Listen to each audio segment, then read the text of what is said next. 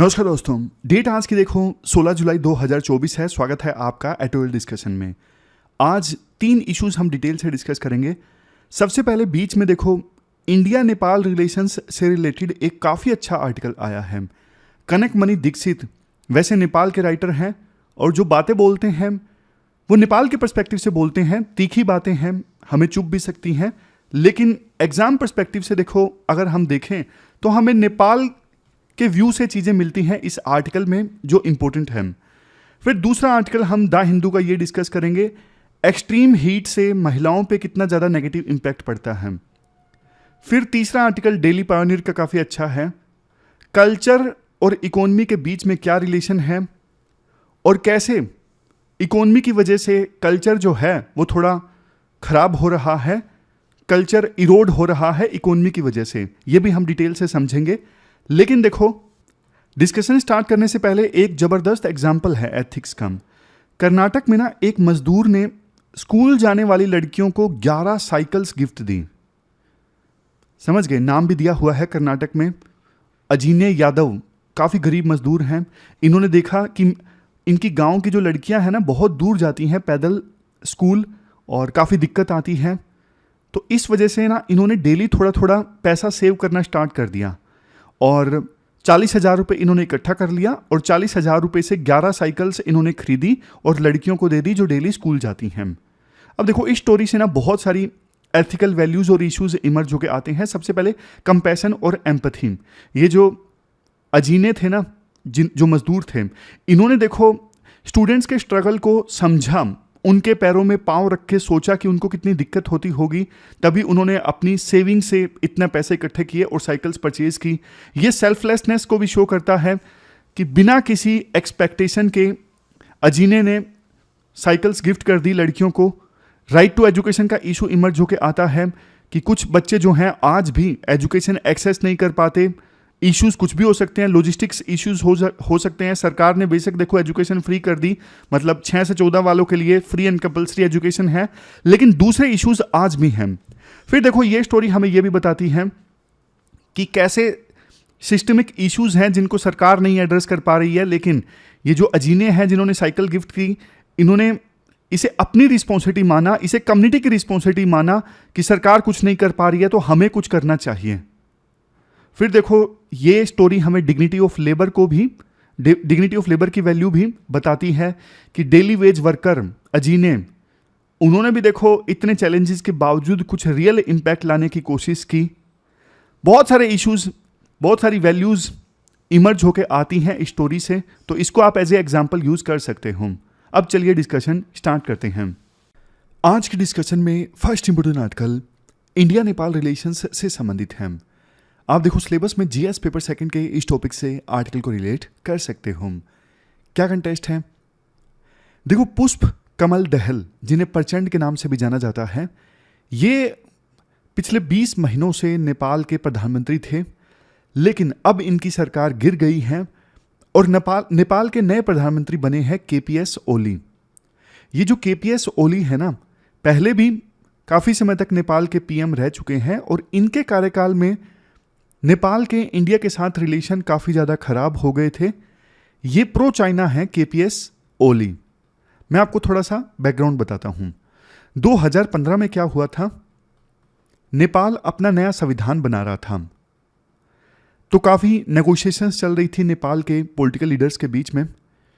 India ने एक बात बोली थी नेपाल को कि आप ना अपने जो प्रोविंसेस हैं ना वो इस प्रकार से हॉरिजेंटली बना लो, क्योंकि इससे क्या होता, इंडिया के साथ जो नेपाल का बॉर्डर लगता है ना, इस एरिया में मधेसी लोग रहते हैं बॉर्डर के नज़दीक, मधेसी और थारू, तो उन लोगों को ना प्रॉपर रिप्रेजेंटेशन मिल जाता अगर हॉरिजेंटल प्रोविंसेस का निर्माण किया होता। लेकिन नेपाल ने इंडिया की बात नहीं मानी। नेपाल ने किस प्रकार से प्रोविंसेस का निर्माण किया? वर्टिकल। इस प्रकार से प्रोविंसेस का निर्माण किया नेपाल ने, वर्टिकल। तो बॉर्डर के नज़दीक जो ये लोग रहते थे ना मधेसी, वो किसी एक कॉन्स्टिट्यूएंसी में नहीं आए, क्योंकि वो काफ़ी सारी कॉन्स्टिट्यूएंसीज में बट गए तो उनको प्रॉपर रिप्रेजेंटेशन नहीं मिला। ये बात इंडिया को अच्छी नहीं लगी। तो 2015 में ना एक अनऑफिशियल ब्लॉकेड लग गया। आप पूछोगे अनऑफिशियल ब्लॉकेड का क्या मतलब है? मतलब इंडिया से जो ट्रक जाते थे ना नेपाल में जरूरी सामान लेके, जैसे पेट्रोलियम है, एनर्जी के दूसरे सोर्स हैं, फूड आइटम्स हैं, वो सब नेपाल में नहीं जा पाए। नेपाल का यह आरोप था कि सरकार ने जानबूझ के ये ब्लॉकेड लगाया है। बट इंडिया का यह कहना था कि भाई इंडिया से जो ट्रकर हैं, ड्राइवर हैं, वो नेपाल में ट्रक ले जा ही नहीं रहे थे। इसलिए नहीं ले जा रहे थे क्योंकि उस समय मधेसीज का प्रोटेस्ट चल रहा था नेपाल में, तो उनको अपनी सिक्योरिटी का डर था। समझ गए? तो 2015 की ये बात है। नेपाल का ये कहना था इंडिया ने जानबूझ के ये ब्लॉकेड लगाया है, इंडिया से ट्रक नहीं जा रहे हैं नेपाल में, एलपीजी सिलेंडर के दाम इतने ज़्यादा बढ़ गए हैं, फूड आइटम्स के दाम इतने ज़्यादा बढ़ गए हैं। लेकिन इंडिया का कहना था हमने नहीं लगाया, प्रोटेस्टर्स ने लगाया है, जिस वजह से ट्रक नहीं जा पा रहे हैं। लेकिन हुआ जो भी, रिलेशंस काफ़ी ज़्यादा खराब हो गए थे 2015 में। उस समय केपीएस ओली ही प्रधानमंत्री थे। लोगों में इन्होंने काफ़ी नफरत फैलाने की कोशिश की कि देखो इंडिया की वजह से आपको कितनी दिक्कतों का सामना करना पड़ रहा है। नेशनलिज्म का कार्ड खेला केपीएस ओली ने उस समय नेपाल में। बाद में नेपाल के प्रधानमंत्री केपीएस ओली तुरंत चाइना में गए और चाइना के साथ में इन्होंने 10 एग्रीमेंट्स साइन कर लिए। एग्रीमेंट्स देखो, ट्रेड से रिलेटेड एग्रीमेंट, ट्रांसपोर्ट से रिलेटेड एग्रीमेंट्स, पावर परचेज करने से रिलेटेड। तो इंडिया इससे और चिढ़ गया कि नेपाल तो देखो चाइना की गोद में जाके बैठ रहा है। उसके बाद क्या हुआ, कुछ ऐसी स्टेटमेंट्स दी गई जिससे माहौल और ज़्यादा खराब हो गया। ये हम बात कर रहे हैं 2015 के बाद की, जब केपीएस ओली प्रधानमंत्री थे, जो अब एक बार फिर से बन गए हैं। और क्या क्या हुआ था उस समय? नेपाल के प्रधानमंत्री ओली ने ना एक स्टेटमेंट दी, भगवान राम का जन्म स्थान अयोध्या नगरी। ओली ने यह बोला कि असली अयोध्या जो है वो नेपाल में है और इंडिया में जो अयोध्या है वो असली नहीं है। तो इंडिया इससे चिढ़ गया, इंडिया के लोगों की भावनाएं आहत हुई। इसके अलावा नेपाल के प्रधानमंत्री ने एक बात ये बोली, सत्यमेव जयते, जिसका मतलब है सत्य की हमेशा जीत होती है। ये इंडिया का नेशनल मोटो है ना। तो नेपाल के प्रधानमंत्री ने इंडिया पे टोंट कसते हुए बोला कि ये सत्यमेव जयते नहीं है, ये सिंहामेव जयते हैं, मतलब पावर की हमेशा जीत होती है। इंडिया हमेशा अपनी पावर का इस्तेमाल करता है। तो ये चीज़ भी इंडिया को अच्छी नहीं लगी। फिर देखो अक्टूबर 2019 में नेपाल ने अपने संविधान में अमेंडमेंट की और उन नई अमेंडमेंट्स में कुछ जगहों को जिसको लेके डिस्प्यूट है, नेपाल अपना बताता है, उन जगहों को, उन साइट्स को नेपाल ने अपने मैप में दिखा दिया। जैसे देखो ये है लिम्पियाधुरा है, काला पानी है, ये ट्रायंगल जो है ना ये डिस्प्यूटेड है, नेपाल इसे अपना एरिया बताता है। तो इस एरिया को नेपाल ने अपने मैप में दिखा दिया तो इंडिया बल्कि और ज़्यादा चिढ़ गया। तो कुल मिला के देखो ये सब चीज़ें हुई थी केपीएस ओली जब प्रधानमंत्री थे 2015 के बाद। बट राइटर बोलते हैं अब ना एक बार फिर से मौका है, क्योंकि देखो मोदी तीसरी बार प्रधानमंत्री बने हैं और केपीएस ओली भी अब एक बार फिर से प्रधानमंत्री बने हैं। तो रिश्तों को ना इंप्रूव करने का एक मौका है। अब एक चीज मैं आपको बताता हूं, कनकमणि दीक्षित जिन्होंने ये आर्टिकल लिखा है ना, ये देखो Nepali writer, Nepali editor, Nepali activist हैं। तो वो कुछ ऐसी बातें बोलते हैं इस आर्टिकल में जो नेपाल के पर्सपेक्टिव से हैं, जो इंडिया को तीखी लगेंगी, लेकिन वो अपने इस आर्टिकल में नेपाल का पर्सपेक्टिव बताते हैं, या फिर यूं कहें पूरे नेपाल का नहीं, कुछ नेपाली सेक्शंस का पर्सपेक्टिव वो बताते हैं। लेकिन इनका पर्सपेक्टिव क्या है वो हम जानते हैं, समझने की कोशिश करते हैं। ये बोलते हैं इंडिया ने ना 2014 में नेबरहुड पॉलिसी लॉन्च की थी अपने पड़ोसी देशों के साथ में रिश्ते इंप्रूव करने के लिए। बट इस पॉलिसी के अभी तक अच्छे रिजल्ट्स नहीं सामने आए हैं। एक बार फिर से भारत को कोशिश करनी चाहिए नेपाल के साथ रिश्ते सुधारने की इस पॉलिसी के अंतर्गत। फिर इसके बाद राइटर बोलते हैं इवन देखो जो नेहरू थे ना, वो भी नेपाल को इक्वल नहीं समझते थे। वो नेपाली पॉलिटिशियंस को ना ऑर्डर देते थे, ये करो वो करो। लेकिन अब इंडिया को ये समझना चाहिए, आप ना नेपाल के अंदर कंसेंट को मैन्युफैक्चर करने की कोशिश करोगे, आप सफल नहीं हो पाओगे। जो बिगनर्स हैं उनको बता देता हूं कंसेंट को मैन्युफैक्चर करने का क्या मतलब होता है। कंसेंट को मैन्युफैक्चर करने का मतलब ये होता है कि लोगों की ओपिनियन को मैनिपुलेट करना, मतलब अपने प्रचार तंत्र से, मीडिया की सहायता से लोगों की जो ओपिनियन है ना उसे बदल देना। लोगों को ये लगेगा कि हम इंडिपेंडेंट ढंग से अपनी ओपिनियन रख रहे हैं, बट वास्तव में इतना ज़्यादा मीडिया ने उनका ब्रेन माइंड वॉश कर दिया है कि उनकी ओपिनियन जो है वो इंडिपेंडेंट नहीं है। तो कई बार इंडिया पे आरोप ये लगाते हैं, इंडिया पास्ट में नेपाल के लोगों में ना कंसेंट को मैन्युफैक्चर करने की कोशिश करता है उस गवर्नमेंट के लिए जो इंडिया के प्रति ज़्यादा झुकाव रखती है। बट कनकमणि दीक्षित बोलते हैं अब ऐसा पॉसिबल नहीं है, आप नेपाल के लोगों की जो कंसेंट है वो मैनिपुलेट नहीं कर सकते हो, उनकी राय मैनिपुलेट नहीं कर सकते हो। फिर राइटर बोलते हैं इंडिया को ना नॉन इंटरफेरेंस का प्रिंसिपल फॉलो करना चाहिए। जैसे पंचशील डॉक्ट्रिन है, इंडिया ने चाइना के साथ में पंचशील डॉक्ट्रिन साइन किया था, उसमें से एक प्रिंसिपल है प्रिंसिपल ऑफ नॉन इंटरफेरेंस, कि दोनों देश एक दूसरे के मामलों में इंटरफेयर नहीं करेंगे। बट राइटर बोलते हैं इंडिया नेपाल के मामलों में ना इंटरफेयर करता है। इंडिया को यह समझना चाहिए अगर इंडिया अपने हाथ दूर रखेगा ना नेपाल से, नेपाल के इंटरनल मैटर्स से दूर रहेगा, तो इससे नेपाल पॉलिटिकली स्टेबल होगा, वहां पे पॉलिटिक्स में स्टेबिलिटी आएगी, नेपाल इकोनॉमिकली स्ट्रोंग होगा अगर इंडिया नेपाल से दूर रहेगा, इंटरनल मामलों में इंटरफेयर नहीं करेगा। तो अगर नेपाल स्ट्रोंग होगा इकोनॉमिकली, पॉलिटिकली, तो इससे इंडिया को फायदा होगा। इंडिया की नेशनल सिक्योरिटी कॉम्प्रोमाइज नहीं होगी क्योंकि नेपाल मजबूत है, और इंडिया की हार्टलैंड की इकोनॉमी को भी फायदा होगा। इंडिया की हार्टलैंड की इकोनॉमी मतलब ये जो स्टेट हैं यूपी, बिहार, जिनका बॉर्डर नेपाल के साथ में लगता है, इनको भी फायदा होगा अगर नेपाल को फायदा होगा, नेपाल की इकोनॉमी स्ट्रोंग होगी। लेकिन नेपाल की इकोनॉमी तब स्ट्रोंग होगी, नेपाल की पॉलिटिकली तब स्टेबल होगी जब इंडिया नेपाल से दूर रहेगा, जब इंडिया नेपाल में इंटरफेयर नहीं करेगा। मैंने बोला था ना शुरुआत में, मतलब वो ऐसी बातें बोलती हैं जो इंडियंस को शायद अच्छी नहीं लगेंगी, लेकिन ये नेपाल का पर्सपेक्टिव है। फिर वो बोलते हैं देखो नेपाल जो है बास्केट केस नेबर नहीं है। बास्केट केस उन कंट्रीज के लिए यूज किया जाता है जो गरीब हैं, जो फेल हो रहे हैं। ये बोलते हैं इंडियन, बहुत सारे इंडियंस को ये लगता है कि नेपाल जो है वो बास्केट केस है, लेकिन नेपाल 7वां ऐसा देश है जो इंडिया में सबसे ज्यादा रेमिटेंस भेजता है। मतलब बहुत सारे बिहार और यूपी के जो लोग हैं वो नेपाल में काम करते हैं और वहां से पैसा कमा के वापस इंडिया में भेजते हैं, तो इंडिया को रेमिटेंस मिलती है। तो 7वां सबसे बड़ा देश है नेपाल रेमिटेंस के मामले में। इसके बाद राइटर बोलते हैं देखो नेपाल की पॉलिटिकल क्लास को, सिविल सोसाइटी को, ब्यूरोक्रेसी को, इवन सिक्योरिटी फोर्सेस को इंडिया के काउंटर पार्ट से ना इक्वल टर्म्स में बात करनी चाहिए, झुक के बात नहीं करनी चाहिए। लेकिन हुआ ये है पास्ट में कुछ पॉलिटिशियंस ने ना, नेपाल के पॉलिटिशियंस ने इंडिया के सामने घुटने टेक दिए और इक्वल टर्म्स में बात नहीं की। जैसे ये एग्जाम्पल देते हैं पुष्प कमल दहल का, जिन्हें प्रचंड के नाम से जाना जाता है। ये अभी तक नेपाल के प्रधानमंत्री थे पिछले 20 महीनों से।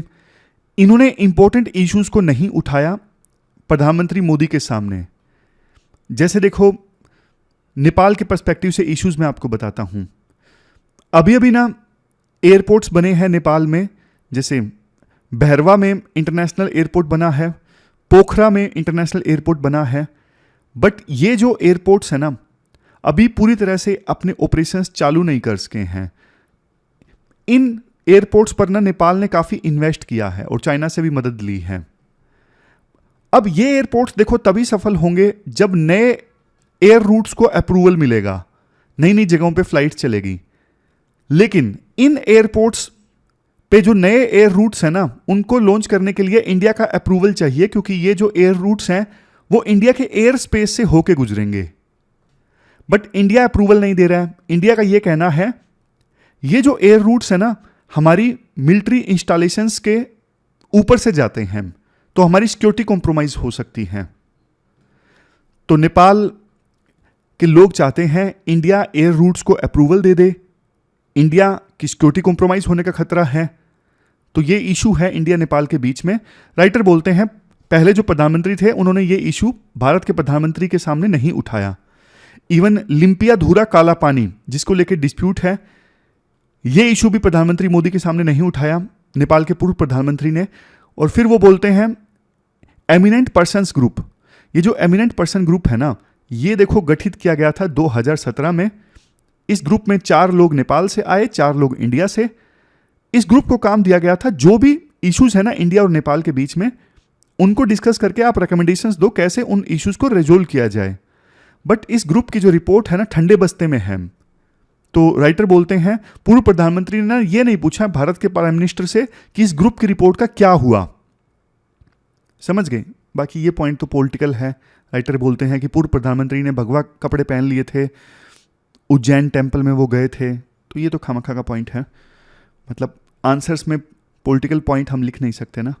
इसके बाद नेक्स्ट पावर ट्रेड एग्रीमेंट से संबंधित आरोप लगाते हैं राइटर कि नेपाल के पूर्व प्रधानमंत्री दहल ने ना एक बात मान ली कि इंडिया ना उन हाइड्रो पावर प्रोजेक्ट से बिजली इंपोर्ट नहीं करेगा जिनको बनाने के लिए ना नेपाल ने चाइना से लोन लिया है, या फिर चाइनीज कॉन्ट्रैक्टर ने जो हाइड्रो पावर प्रोजेक्ट कंप्लीट किए हैं ना, उन हाइड्रो पावर प्रोजेक्ट से इंडिया बिजली नहीं परचेज करेगा।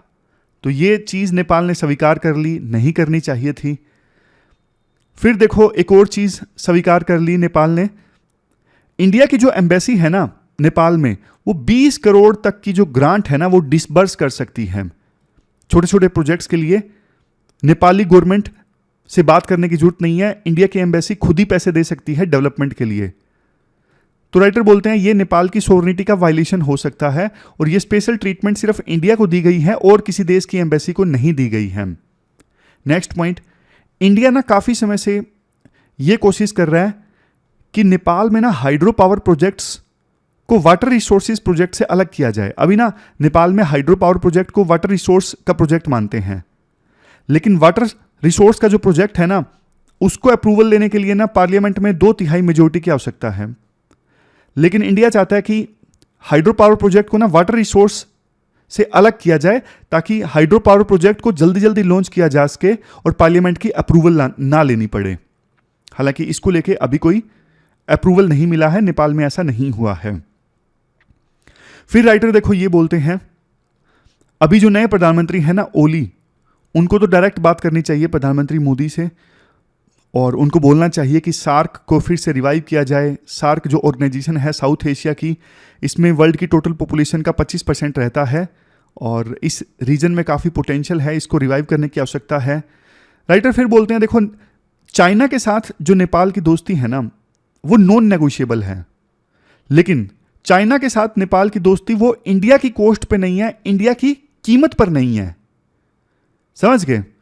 इंडिया के साथ तो नेपाल को कोऑपरेट करना ही होगा, ज्योग्राफी ऐसी है, इकोनॉमी ऐसी है, इंडिया को इग्नोर कर ही नहीं सकता। लेकिन इंडिया बार बार ये ना बोले कि चाइना जो इन्वेस्टमेंट कर रहा है वो ना करे। देखो नेपाल को इन्वेस्टमेंट की आवश्यकता है, आज के समय में चाइना इन्वेस्टमेंट कर रहा है और यही सच्चाई है। फिर प्रधानमंत्री ओली को जो एमिनेंट पर्सन्स ग्रुप गठित किया गया था ना 2017 में रिश्ते सुधारने के लिए, उसकी रिपोर्ट पे क्लैरिटी मांगनी चाहिए, क्या हुआ उसकी रिपोर्ट का। लास्ट में राइटर 2-3 पॉइंट और भी देते हैं। वो कहते हैं कि देखो वैसे नेपाली सरकार, नेपाली स्टेट, नेपाली लोगों की जो सोच है ना इंडिया और इंडियंस के प्रति कोर्डियल है, लेकिन ना इंडिया एक चीज से बाहर नहीं आ पा रहा है। वो है 1962 में ना इंडिया चाइना से जंग हार गया था और तब से लेके अभी तक इंडिया को ना हिमालयन रीजन में सिक्योरिटी का खतरा रहता है। इंडिया को लगता है कि फिर से वहां से अटैक हो सकता है, इसलिए नेपाल में जो कुछ भी होता है इंडिया को कंसर्न रहता है।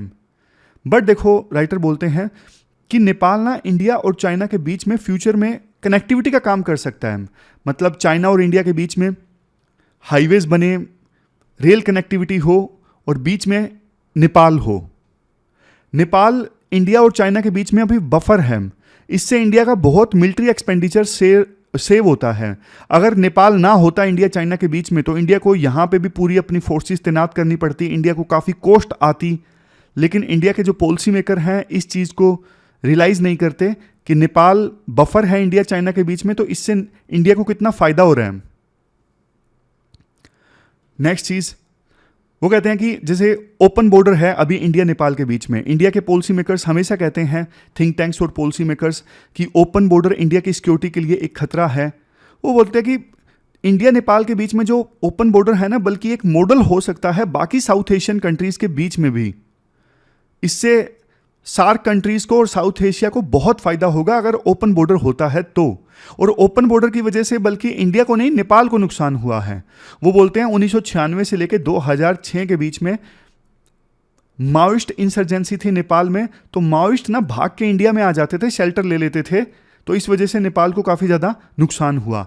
एक आरोप ये लगाया जाता है कि मानसून के सीजन में ना नेपाल पानी छोड़ देता है और इससे इंडिया में बाढ़ आ जाती है।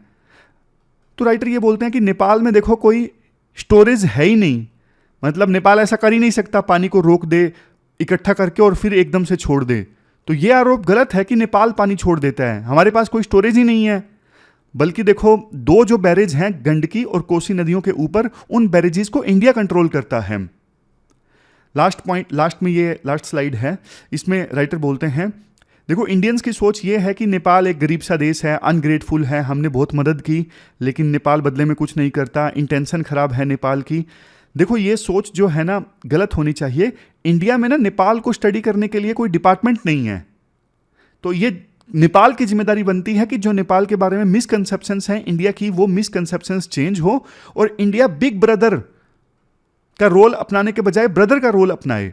बिग ब्रदर मतलब कंट्रोलिंग बिहेवियर और डोमिनेटिंग बिहेवियर के बजाय इंडिया का जो बिहेवियर है वो इक्वल होना चाहिए, सपोर्टिव होना चाहिए। तो ये पूरा आर्टिकल हमने डिस्कस किया, थोड़ा नेपाल के पर्सपेक्टिव से ज़्यादा था, लेकिन नेपाल का पर्सपेक्टिव जानना भी जरूरी है। चलते हैं आगे। इसके बाद नेक्स्ट आर्टिकल, जो एक्सट्रीम हीट है वो देखो महिलाओं को किस प्रकार से अफेक्ट करती है। आप सिलेबस में जीएस पेपर सेकंड के इस टॉपिक से और जीएस पेपर 1 में women related organisation, women related issues वाला टॉपिक है ना, वहाँ से भी आर्टिकल को रिलेट कर सकते हो। देखो 2023 जो है ना अभी तक का दुनिया का सबसे गर्म साल रहा। वर्ल्ड मेट्रोलॉजिकल ऑर्गेनाइजेशन ने ये कन्फर्म किया कि जो एवरेज टेम्परेचर है अब वो देखो प्री इंडस्ट्रियल ईरा से अगर कंपेयर करें तो अर्थ का एवरेज टेम्परेचर 1.45 डिग्री सेल्सियस बढ़ चुका है। बट देखो मेन पॉइंट ये है आर्टिकल में, जो एक्सट्रीम हीट है ना वो महिलाओं को ज़्यादा अफेक्ट करती है। क्यों? कुछ रीजन्स राइटर देते हैं। जैसे सबसे पहला रीज़न है अनइक्वल पावर डायनामिक्स। मैं आपको एग्जांपल्स की सहायता से ये आर्टिकल समझाऊंगा। अनइक्वल पावर डायनामिक्स मतलब समाज में ना महिलाओं की आवाज़ को कम सुना जाता है, डिसीजंस लेने में महिलाओं का जो रोल है ना वो कम होता है। जैसे घर में एसी लगाना है नहीं लगाना है, कूलर लगाना है नहीं लगाना है, ये डिसीजंस लेने में ना महिलाओं का जो से है, महिलाओं की जो वॉइस है वो कम सुनी जाती है। तो पहला रीज़न ये है अनइक्वल पावर डायनामिक्स। इसके बाद देखो दूसरा रीज़न ये है जेंडर नॉर्म्स।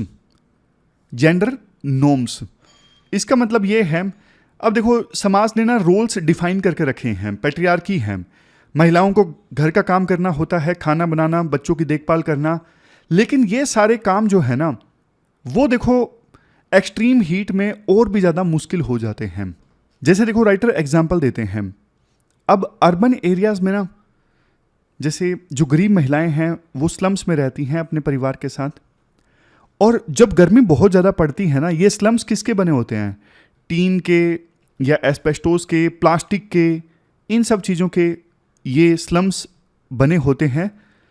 लेकिन ये मटेरियल ना हीट एब्जॉर्ब करते हैं और ज़्यादा।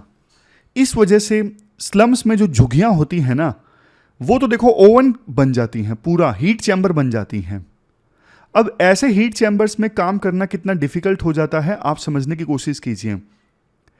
जिस काम को करने में 1 घंटा लगता है उस काम को करने में 1.5 घंटा लगेगा, क्योंकि प्रोडक्टिविटी जो है काम करने की बहुत ज़्यादा कम हो जाती है।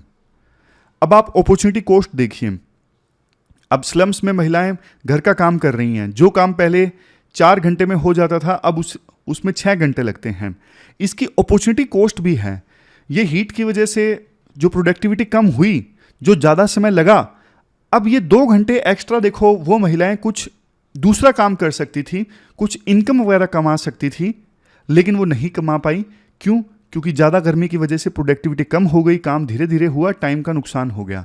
इसे टाइम पुवर्टी कहते हैं, टाइम पुवर्टी। आप नेक्स्ट पॉइंट देखिए। अब जैसे गर्मी बहुत ज़्यादा है, ज़्यादा गर्मी की वजह से कई बार आपने देखा होगा बच्चे बीमार पड़ जाते हैं, या फिर जो एल्डर्स हैं घर में, बूढ़े हैं, वो भी बीमार पड़ जाते हैं। लेकिन इनके केयर की जिम्मेदारी किसकी? पैट्रियार्कल समाज है, इनकी केयर की जिम्मेदारी महिलाओं की, तो महिलाओं पे बर्डन और ज़्यादा बढ़ जाता है। इवन देखो अर्बन एरियाज़ के साथ साथ रूरल एरियाज़ का भी यही हाल है। रूरल एरियाज़ में बहुत महिलाएं चूल्हे पे खाना बनाती हैं। अब इतनी गर्मी, लेकिन बावजूद इसके महिलाएं आग के सामने बैठी हैं, खाना बना रही हैं। इवन आप मनरेगा का एग्जांपल लीजिए। मनरेगा स्कीम में काम करने के लिए 100 दिनों की गारंटी मिलती है, कम से कम 100 दिनों की। अब ज़्यादातर महिलाएं काम करती हैं मनरेगा में, बट देखो इतनी गर्मी, एक्सट्रीम हीट, और ऊपर से मनरेगा में महिलाएं काम कर रही हैं बिल्कुल खुले में, डायरेक्ट सन के नीचे। तो सोच के देखिए उनकी सेहत पे क्या असर होता होगा। इवन देखो गर्मी की वजह से वो महिलाएं जो प्रेग्नेंट हैं उनको बहुत नुकसान पहुंचता है। बहुत बार समय से पहले डिलीवरी हो जाती है, या फिर बच्चे का जन्म होता है तो वेट कम होता है। तो ये सब रिस्क हैं प्रेग्नेंट वुमेन को। हर एक डायमेंशन में आप सोचोगे, आप लिख सकते हो। अगर यूपीएससी क्वेश्चन पूछती है कि वैसे तो एक्सट्रीम हीट का जो असर है वो ज़्यादा होता है सभी लोगों पे, लेकिन कई बार जैसे हम पढ़ते हैं गरीब लोगों पे ज़्यादा असर होता है, वो एक डायमेंशन है। और ये भी क्वेश्चन पूछा जा सकता है कि वुमेन पे ज़्यादा असर होता है, तो अब आप आंसर दे सकते हो। इसके बाद नेक्स्ट आर्टिकल देखो, डेली पायोनियर का कल्चर और इकोनॉमी के बीच में सिनर्जी से संबंधित है, रिलेशन से संबंधित है। अपना सिलेबस में जीएस पेपर 3 के इस टॉपिक से और इवन जीएस पेपर 1 से भी इस आर्टिकल को रिलेट कर सकते हो। सबसे पहले थोड़ा बेसिक्स की बात करते हैं। कल्चर का मतलब क्या होता है? कल्चर मतलब देखो हमारा जीने का तरीका। कल्चर में ट्रेडिशंस, आर्ट्स, हेरिटेज साइट्स सब आ जाता है। देखो कल्चर का ना इकोनॉमी से एक गहरा कनेक्शन है। जैसे देखो पहले ना आप थोड़ा टूरिज्म के बारे में सोचिए। जैसे वर्ल्ड के ना ये काफ़ी फेमस सिटीज़ हैं, पेरिस, रोम। ये शहर क्यों फेमस हैं? क्योंकि ना इन शहरों का ना कल्चर काफ़ी ज़्यादा रिच है। जैसे पेरिस में एफिल टावर है, इटली में बहुत पुरानी पुरानी बिल्डिंग्स हैं। तो इन सब चीज़ों को देखने के लिए ना लोग जाते हैं इन शहरों में। लोकल बिजनेसेस को फ़ायदा होता है। होटल्स, रेस्टोरेंट्स, शॉप्स ये सब चलते हैं और यही टूरिज्म इकोनॉमी को बूस्ट करता है। अब देखो आप क्रिएटिव सेक्टर की बात कीजिए। क्रिएटिव सेक्टर में जैसे ये सब चीज़ें आती हैं, म्यूजिक, मूवीज़, फैशन, ये सब कल्चर का पार्ट है। पर देखो ये सब म्यूजिक वगैरह है ना, ये सब क्रिएटिव सेक्टर्स हैं, जॉब भी क्रिएट करते हैं। जैसे हॉलीवुड, ये सिर्फ फिल्म्स नहीं है, ये एक बड़ा बिजनेस है। या सिर्फ मिलान की फैशन इंडस्ट्री, ये सिर्फ कपड़े नहीं है, ये पूरा इकोनॉमी चलाती है। और इसी वजह से देखो सरकार भी ना कल्चर में इन्वेस्ट करती है। क्यों? क्योंकि इससे ना इकोनॉमी ग्रो होती है। जैसे म्यूजियम्स, थिएटर्स या फिर फेस्टिवल्स, ये सब लोगों को ना अट्रैक्ट करते हैं। इससे प्रॉपर्टी वैल्यूज बढ़ती हैं, अर्बन एरियाज डेवलप होते हैं। अब आप वर्क प्लेसेस की बात कर लीजिए।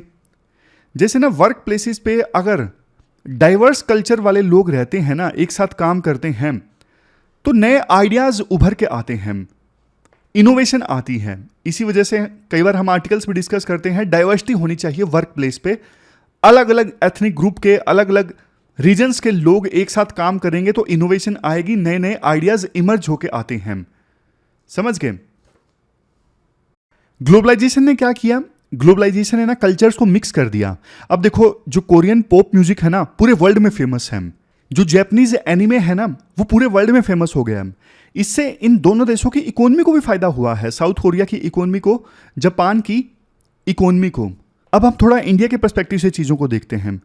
इंडिया की कल्चरल इकोनॉमी कहाँ से आती है? इंडिया की कल्चरल इकोनॉमी आती है वेदों से, पुराणों से। वेद पुराण ये हमारी आइडेंटिटी का हिस्सा है। और कल्चरल टूरिज्म की बात करें, अयोध्या, वाराणसी, पुरी, ये सब रिलीजियस टूरिज्म के सेंटर्स हैं। जो कुंभ का मेला है ना, कुंभ के मेले जैसे इवेंट्स ये देश की जीडीपी में बहुत ज़्यादा कंट्रीब्यूट करते हैं। आप कुछ और एग्जांपल्स लीजिए, जैसे ताजमहल है। ताजमहल देखो सिर्फ एक मोनूमेंट नहीं है, ये आगरा की इकोनॉमी का बैकबोन है, रीढ़ की हड्डी है। लाखों लोगों को रोजगार मिलता है ताजमहल की वजह से। बॉलीवुड है, ये सिर्फ एंटरटेनमेंट नहीं है, ये एक बहुत बड़ी इंडस्ट्री है। बॉलीवुड से रिलेटेड बिजनेसेस जैसे देखो costume designing, VFX, music production सब चलते हैं। इसके बाद योग का एग्जांपल लीजिए। योगा जो है ये सिर्फ एक्सरसाइज नहीं है, बट योग अब एक ग्लोबल फेनोमेनन है। ग्लोब से रिलेटेड जो प्रोडक्ट्स हैं, जैसे क्लासेस हैं, रिट्रीट हैं, जैसे पहाड़ों में योग रिट्रीट होता है ना, ये सब इकोनॉमी में कंट्रीब्यूट करते हैं। इंडिया का जो खाना है कितना वर्ल्ड फेमस है, कल्चरल एक्सपोर्ट है, लंदन में कितने इंडियन रेस्टोरेंट्स हैं। हैंडीक्राफ्ट देख लीजिए, सिर्फ डेकोरेटेड आइटम नहीं है, ये रूरल एरियाज में जो कारीगर काम करते हैं ना, उनका लाइवलीहुड है। इससे रूरल जो इकोनॉमी है वो स्ट्रेंथन होती है। समझ गए। इवन देखो कल्चरल डिप्लोमेसी का एग्जांपल राइटर देते हैं। कल्चरल इवेंट्स जब होते हैं ना, तो देखो दुनिया भर के लोग आते हैं उनमें पार्टिसिपेट करने के लिए, तो ये एक मौका होता है अपनी सॉफ्ट पावर को दुनिया में फैलाने का। समझ गए। बट देखो इसके बाद ना राइटर कुछ कंसर्न्स भी बताते हैं। कंसर्न्स जैसे कि सबसे पहले है ओवर कॉमर्शलाइजेशन। यहां पे मैं निकाल लेता हूं, ओवर कॉमर्शलाइजेशन। अब जैसे देखो होली है, होली एक स्पिरिचुअल और कल्चरल त्योहार है, बट बहुत सारे शहरों में ना होली सिर्फ एक पार्टी बन के रह गया है। होली पे इवेंट्स ऑर्गेनाइज होती हैं, महंगी टिकट्स होती हैं, शराब पीना, बहुत तेज आवाज में म्यूजिक बजाना, ये सब चीजें ज्यादा होने लगी हैं कई शहरों में होली के मौके पे। इससे फेस्टिवल का जो असली मीनिंग है ना वो खो गया है। मतलब पूरे देश में नहीं, कुछ पर्टिकुलर शहरों में जहां पे इस प्रकार की चीजें ज्यादा होती हैं, तो लोग सिर्फ मस्ती के लिए आते हैं होली में, और ट्रेडिशन जो है ना होली का उसे भूल गए हैं। फिर बात है अनइवन डेवलपमेंट। पहला है ओवर कॉमर्शलाइजेशन, दूसरा है अनइवन डेवलपमेंट। ताजमहल देखो इतना फेमस है कि ज्यादातर टूरिस्ट सिर्फ उसे देखने के लिए आते हैं, बट ताजमहल के पास ना फतेहपुर सिकरी भी है जो इक्वली इंपॉर्टेंट है, लेकिन वहां पे लोग कम जाते हैं। इससे लोकल इकोनॉमी जो है वो अनबैलेंस्ड हो गई है। ये सिर्फ एक एग्जाम्पल है। फिर आप इन्वायरमेंटल इंपैक्ट का एग्जाम्पल लीजिए, जैसे लद्दाख है। लद्दाख का लैंडस्केप काफी ब्यूटीफुल है, बहुत टूरिस्ट यहां पे जाते हैं, लेकिन इससे प्रॉब्लम्स भी हुई हैं। प्लास्टिक वेस्ट लद्दाख में बढ़ गया है, पानी की कमी हो गई है, नेचुरल हैबिटेट जो है वो डिस्टर्ब हो रहा है, और यहां का जो डेलिकेट इकोसिस्टम है वो खतरे में है। समझ गए। तो ये एक एग्जाम्पल है इन्वायरमेंट पे नेगेटिव इंपैक्ट। फिर इसके बाद चौथा पॉइंट राइटर बोलते हैं कल्चरल एप्रोप्रिएशन। कल्चरल एप्रोप्रिएशन, इसका क्या मतलब है? जैसे देखो योग है, जो इंडिया की एंशियंट स्पिरिचुअल प्रैक्टिस है, बट वेस्ट में ना ये सिर्फ एक एक्सरसाइज बन गई है। कई जगहों पर इसके स्पिरिचुअल एस्पेक्ट्स को इग्नोर कर दिया जाता है। कभी कभी इसे बियर योगा या फिर गोट योगा जैसे ट्रेंडी वर्जन्स में बदल दिया जाता है। समझ गए। और इंडिया में योग के साथ में ना एक स्पिरिचुअल एस्पेक्ट जुड़ा हुआ है। तो ये हमने पॉइंट्स डिस्कस किए, क्या क्या खतरा है कल्चरल और इकोनॉमी जब आपस में मिक्स होती हैं। कंक्लूजन में राइटर बोलते हैं हम देख सकते हैं कि कल्चर और इकोनॉमी का सिनर्जी बहुत पावरफुल है, और इससे इकोनॉमिक प्रोग्रेस भी होती है, सॉफ्ट पावर भी बढ़ती है, और सोसाइटी में भी प्रोग्रेस होती है। बट देखो कंक्लूजन में ये कहा जा सकता है कि कल्चर की इकोनॉमिक सिग्निफिकेंस तो है, बट इकोनॉमी का वेटेज ज्यादा हो जाए तो कल्चर फिर अपनी अहमियत भी खोने लगता है, कल्चर लुप्त होने लगता है। फिर इसे इकोनॉमिक इवेंट ज्यादा लेने लगते हैं लोग, इकोनॉमिक सिग्निफिकेंस बढ़ जाती है और कल्चरल सिग्निफिकेंस खो जाती है। जैसे पुरी, वाराणसी, अयोध्या ये धार्मिक जगह हैं, लेकिन लोग यहां पे टूरिज्म करने लगेंगे, सिर्फ घूमने के लिए आएंगे। जैसे केदारनाथ का एग्जांपल देता हूं, केदारनाथ पे रील्स बनाने वाले लोगों की भीड़ बढ़ गई। अब भक्तों की भावनाएं वहां पे आहत हुई कि भाई हम यहां पे पूजा करने के लिए आते हैं, हम अपने फेथ के चलते आते हैं, लेकिन लोग मंदिर के बाहर खड़े होकर रील्स बना रहे हैं। तो इकोनॉमी को तो फायदा हुआ केदारनाथ मंदिर के आसपास, बट वो कल्चरल और स्पिरिचुअल एस्पेक्ट है वो कमजोर पड़ गया। समझ गए। तो ये पूरा आर्टिकल हमने डिस्कस किया। लास्ट में क्वेश्चंस देख लेते हैं। लास्ट में क्वेश्चंस देख लीजिए आप। 2 क्वेश्चंस आपको अटेम्प्ट करने हैं। एक तो एक्सट्रीम हीट किस प्रकार से महिलाओं को इम्पैक्ट करती है, और दूसरा फिर इंडिया नेपाल रिलेशंस। दोनों क्वेश्चंस के आंसर आपको 250 वर्ड्स में देने हैं। तो ये थी हमारी आज की डिस्कशन। फिलहाल इस डिस्कशन में इतना ही है। कल मिलते हैं फिर से एक नई डिस्कशन के साथ। तब तक आप अपना ख्याल रखिए, अच्छे से पढ़िए। Thank you very much for discussion.